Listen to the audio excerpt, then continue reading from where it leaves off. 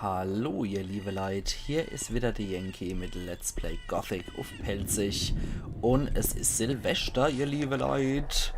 So, Xardas hat uns soweit alles, glaube ich, gesagt, oder ne? Ja, der hat nur noch... Ich suche Mag... Ja, da können wir magisches Wissen suchen wie Zau, da finden wir nur den Krusch, den haben wir jetzt schon soweit gekauft. Feuerball ist so Käse, brauchen wir alles nicht. So, wie sah es dann aus hier in unserem Journal? Genau, Weg in den Schläfertempel. Wir müssen irgendwie in den Schläfertempel. Ja, wir könnten jetzt hier natürlich ganz heroisch uns die Haxe brechen. Wir könnten aber auch versuchen, da runter zu springen. Oder war das erst in Gothic 2, wo hier Wasser war? Ich weiß es nicht mehr so genau. Deswegen gucken wir mal. Ja, hier könnten wir es mal probieren. Achtung, wenn ihr schon immer mal der größte Idiot sehen wollten, der in den Tod stürzt, du habt dann. Und ja. Okay, das wird so nix. Da habe ich mal damals immer einen tierischen Spaß draus gemacht. Ja, das ist der aktuellste Speicherstand. Da bin ich stehen geblieben. Okay. Wir müssen, wie es aussieht, woanders uns hier teleportieren. Damit wir von da aus wieder einigermaßen fest sind. Wie machen wir das dann am besten? Ja, Orkgebiet. Ja, ich würde schon fast sagen, hier Wassermagier wäre das sicherste. Okay. Ja. Silvester ist es, ihr liebe Leid. Ich hab's... Ups, das war ein bisschen auf der Tasche abgerutscht, eben. Ich hab's bestimmt Magie schon... zu Ehren. Oder ihr kennt's bestimmt schon in... oh, das kann er auch. Ich bin verletzt. Kannst du mich heilen? Durch meinen Bauch die Kraft der Heilung und lasse diesen Körper und den Geist gesunden. Okay. Auch nicht schlecht. Zeig mir deine Ware. Das geht aber nur einmal, wie es aussieht. Ja, ihr habt es wahrscheinlich in meine anderen Let's Plays auch schon zu Genüge gehört. Wie Major war und wie ich hoffe, dass es weitergeht. Ach ja, so, Moment. Ah ja, von den Flitzertränke. Ui, das ist ein großer Flitzertrank. Da holen wir uns auch gleich mal 10er. Ja, mein Joa, muss ich sagen, war eigentlich echt angenehm. Let's Play technisch, aber privat war es jetzt halt nicht so der Burner. Deswegen bin ich eigentlich ganz froh drum, dass ein neues Jahr in Sicht ist. Und freue mich mal auf das, was dann da kommen mag. Ich bin auch sehr gespannt, was kommt. So, Gardistenhand kann fort, das Ding kann auch weg. Die Bringer lasse ich mal, ja. Und da kann er hier kruscht haben. So. Ansonsten, ja, komm, die Pfeile können wir wieder hier und her schieben. Das ist kupst wie gedupst. Und schön. Jo. Gerade mal gucken, mein Geschick ist nicht gerade so hoch. Ich habe noch wie viel? 70 Lernpunkte. Könnte ich theoretisch auch ein bisschen was in diverse Fähigkeiten investieren. Aber ich glaube, das mache ich erst ein bisschen später. Da können wir mal einmal groß aufleveln. Ja, wie gesagt, mein Joa war jetzt nicht so privat berauschendste. Aber ich freue mich, wie gesagt, Trank der Eile. Ich freue mich halt aufs neue Jahr 2018. Bin gespannt, was da kommen wird. Und an den Vorsätzen habe ich, wie gesagt, auch nichts. Das habe ich auch schon in der anderen Let's Plays gesagt. Ich halte es für sinnlos, weil man verarscht sich einfach nur, wenn man sagt, ja, ich nehme jetzt großartig vor abzunehmen und dann bricht man sein Versprechen und irgendwann macht man sich selber Versprechen, die man nie hält. Das finde ich blöd, sowas. Deswegen finde ich es immer schöner, wenn man einfach für sich selber unterm Jahr mal so Vorsätze nimmt und die danach wirklich hält. Und ansonsten habe ich mir eigentlich nur vorgenommen für 2018, dass ich die 200-Abonnente-Grenze knack. Derzeit haben wir der 28.12. als Aufnahmetag. Und ich bin bei 118 Abonnenten. Ja, leckt mich doch am Arsch. Das ist mal richtig gut, warum muss ich sagen. Ich hätte es nicht gedacht, dass ich nochmal über die 100 komme. Ich habe mir gedacht, ja, die 100 sind machbar für 2017. Und ich habe gedacht, am Ende vom Jahr bin ich vielleicht bei 102 Abonnenten oder so. Aber 118 Abonnenten, ja, das ist mal ein Wort, ne? Kann natürlich immer mal wieder einer abspringen, kann man immer wieder noch einer dazukommen bis zum Jahresend, aber schauen wir mal.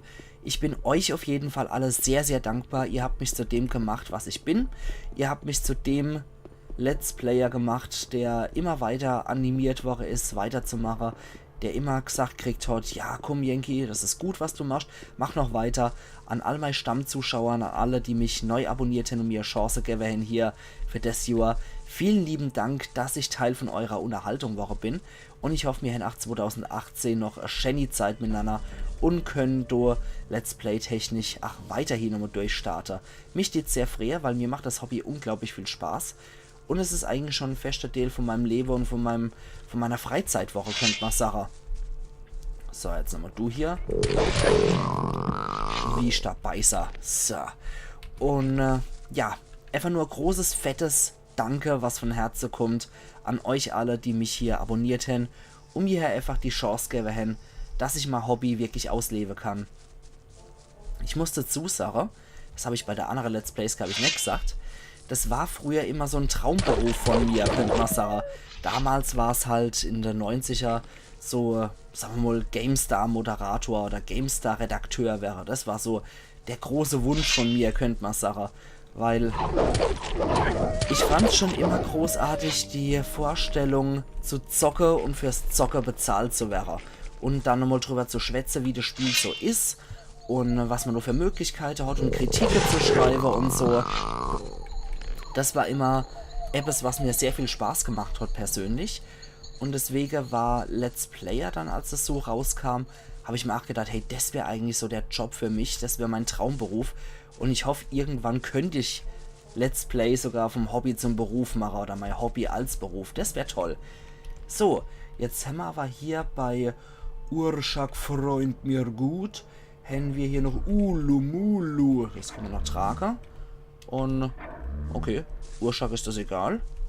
Aber wir müssen es hier anlegen an der Stelle. Können wir nämlich hier nochmal das Speicherino machen. Und gehen mal hier rüber. Ha, Jungs. Gucks.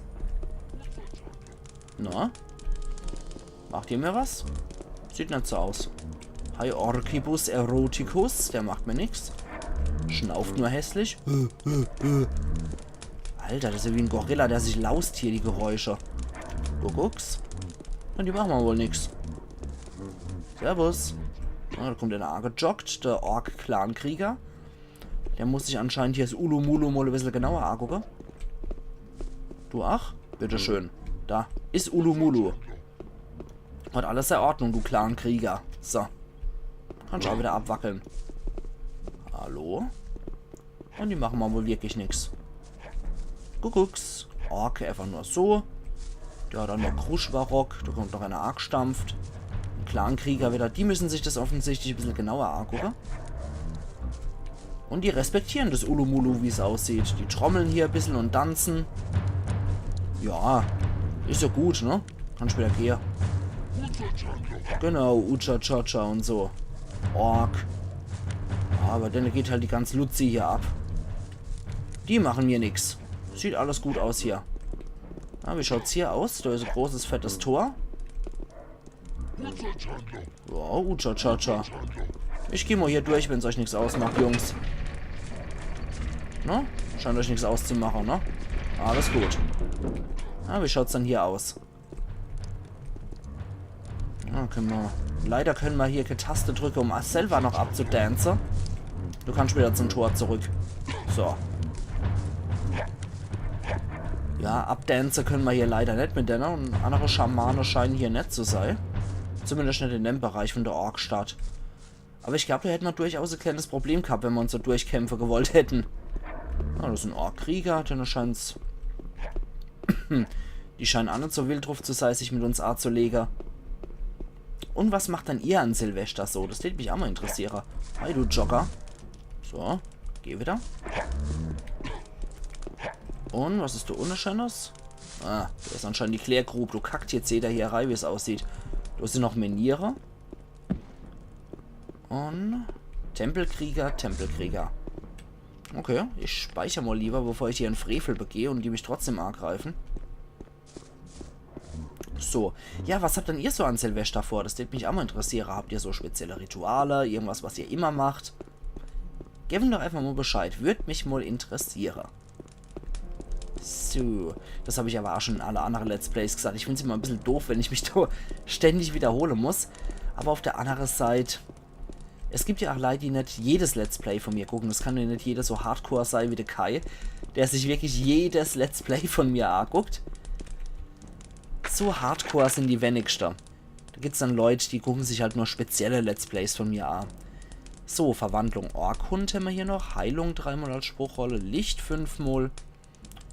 Feuersturm und Feuerregen jeweils einmal. Und der Feuerball 2-mal. Und orkischer Teleportzauber haben wir auch noch.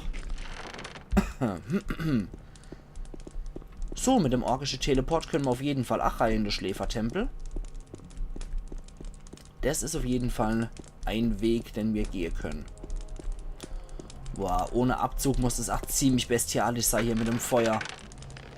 Hier haben wir noch Heilkräuter, Mondschatten, ein bisschen Eichenblatt und Drachenwurzel. Das wäre ein riesiger Schatz in Gothic 2 und auf das freue ich mich auch schon immens, muss ich sagen. Auf Gothic 2 freue ich mich eigentlich sogar noch mehr als auf Gothic Ends. Ich meine, Gothic Ends habe ich ja damals schon rauf und runter gesuchtet.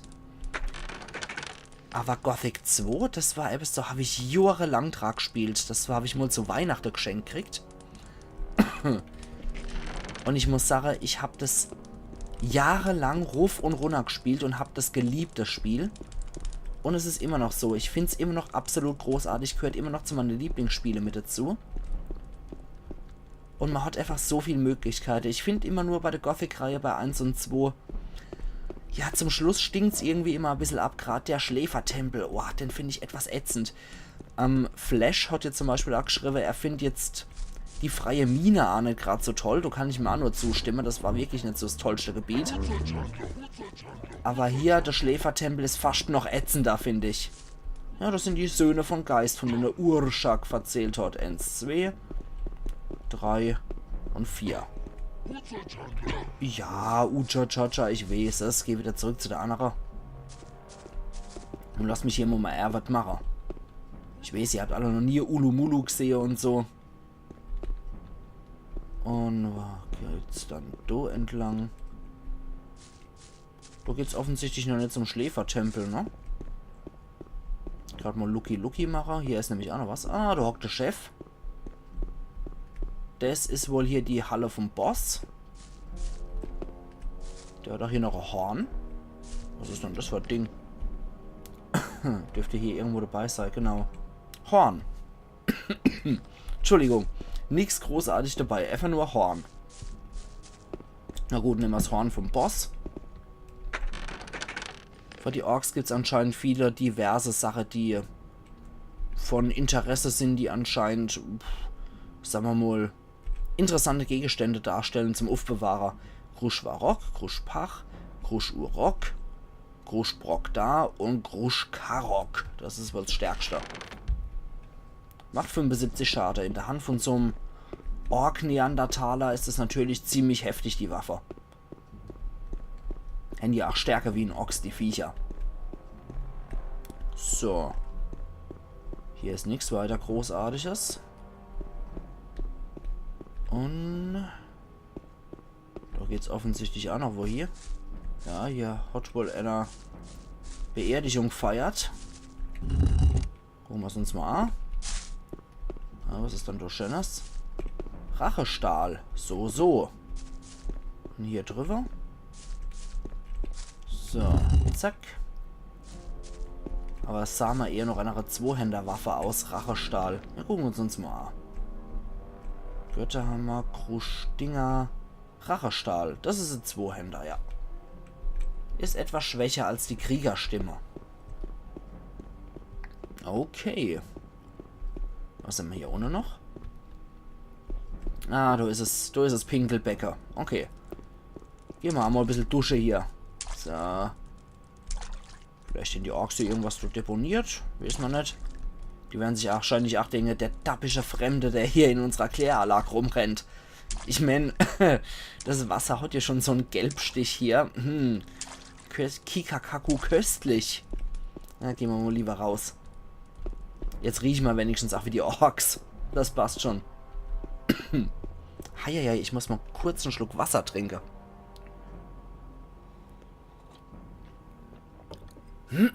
So, etwas besser wieder. Ja, wenn man ständig die Stimmöle muss, ne? So, dann sind wir dort durch. Da haben wir noch so Gebetsnische oder ähnliches. Und da. Moment, wo war dann hier der Weg raus? Verdammt nochmal. Da. So, da geht's nochmal weiter. Da sind wir in der Chefhöhle. Da sitzt ganz offensichtlich der Orvagoscha. Aber die Schamane scheinen ja auch hier gewisse Wertstellung zu haben. Wenn die hier so nah bei dem Schläfertempel sind. Die werden wahrscheinlich auch die Opfer darbringen. Und da haben wir diese Statue. Da geht's zum Tempelreihe. Tja. Irgendwann muss jeder mal sterben, ne? Deswegen. Ich wähle Tod durch Ork. So. Magie. Telekinese. Wir könnten natürlich jetzt einfach nur die Magie benutzen. Den orkischen Teleport. Oder? Da ist doch, ach was, komm schon. Hinter so ein Götze da auferstehe. Ich will die Statuette. So. Ja, gefällt dir natürlich nicht so gut.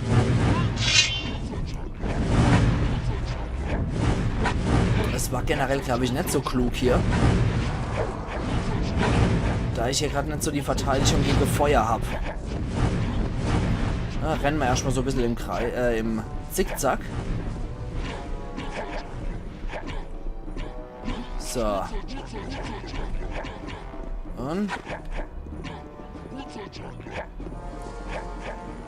So, macht ihr mal, was ihr wollt. So. Ich denke, das hat sich jetzt erledigt erst einmal. Dort hier wieder zurück. Und dann brauche ich wahrscheinlich die Robe. Weil gegen Feuer habe ich jetzt nicht gerade so den Riesenschutz. Genau, das Berserker-Schwert brauche ich jetzt wieder. Und dann brauche ich diverse Tränke. So, so. So. Und noch so ein 30er Pischler. Und dann kommen wir gut durch. So. Da ist der orkischer Tempel Kuriga. Da. Ah ja. So, komm her, du Herrschenkopf.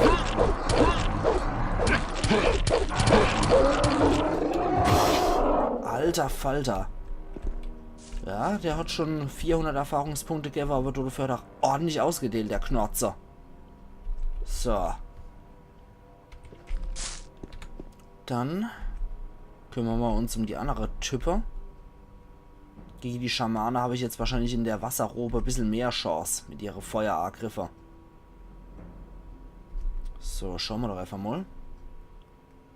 Was da dann kommt. Ah, die haben sich selber gegrillt, wie es aussieht. So, der bringt 500.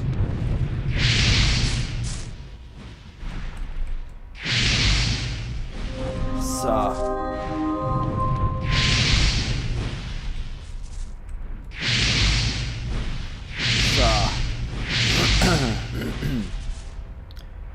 Und die Moral von der Geschichte: traue Ulumulu nicht. So, sehr gut. Der hat Feuerball und Krachtnack. Okay, da ist auch nicht mal dabei, was das für Schade macht oder ähnliches. Aber wir nehmen trotzdem alles gern. Auch wenn der Stellweiter hier, dieser Runenstellweiter so zauberhaft drüber schwebt. Machen wir doch mal hier der Yankee 4. Und? Attackiert ihr mich? Jetzt kriege ich fast Knochen wahrscheinlich, ne? Und? Ja. Okay, das habe ich mir schon denken können. Deswegen habe ich so einen Spaß hier getrieben. Da kann ich nämlich genauso gut auch wieder in meine Crawler-Platte-Rüstung schlüpfen. Und Servus, Jungs. Und sehr schön.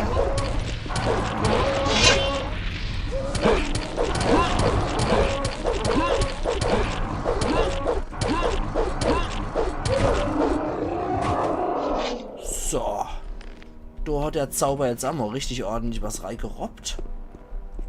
Ja, der hat schon gar nicht mehr die Waffe ziehen können, der Clankrieger.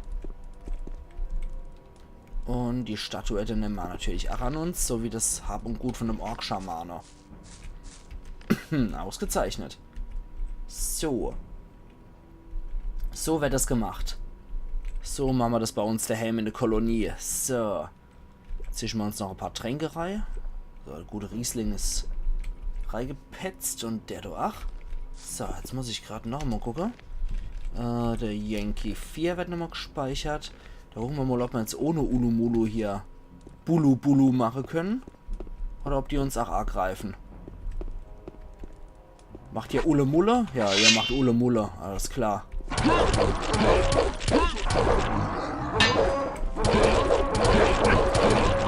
Nee. So, neue Sortierung. Okay. Naja, wenn die weiter hier Bulle machen, vielleicht machen sie mit Ulumulu, okay? Bulle. Gucken wir doch mal.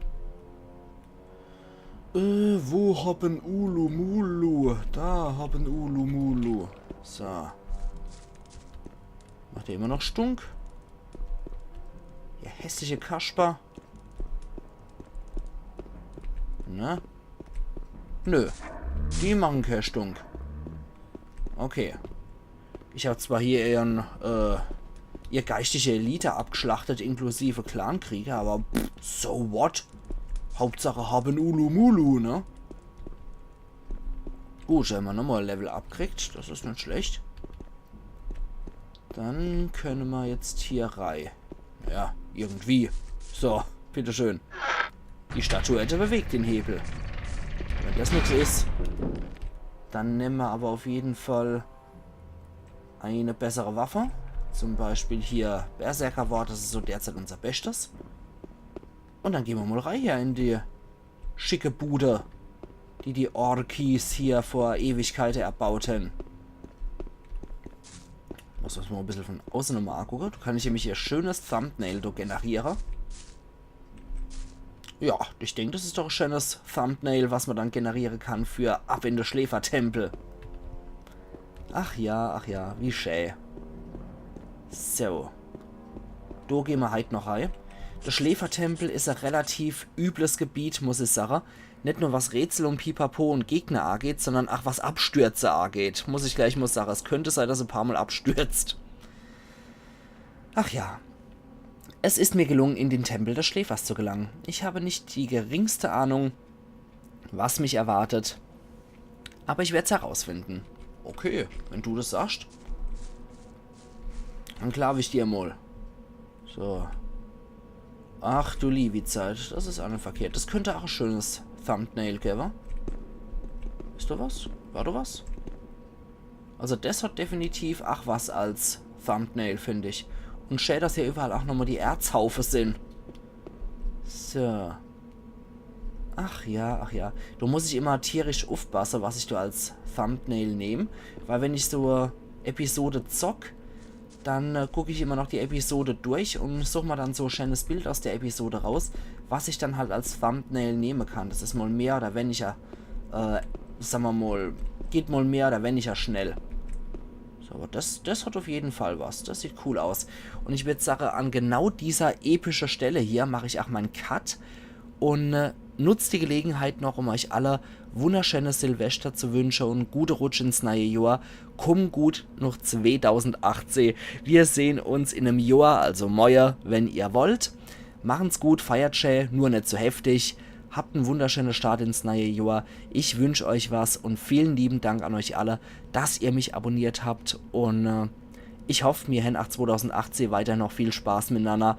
Und ich bin noch ein Teil von eurer täglicher oder vielleicht auch ein paar täglicher Unterhaltung. Würde mich freuen, wenn wir auch viele weitere Spielewege gemeinsam gehen würden, egal ob neue Spiele oder Klassiker. Ich freue mich aufs neue Jahr und ich hoffe, ihr habt eine wunderschöne Stadturei. Wir sehen uns, wenn ihr wollt. Euer Yankee.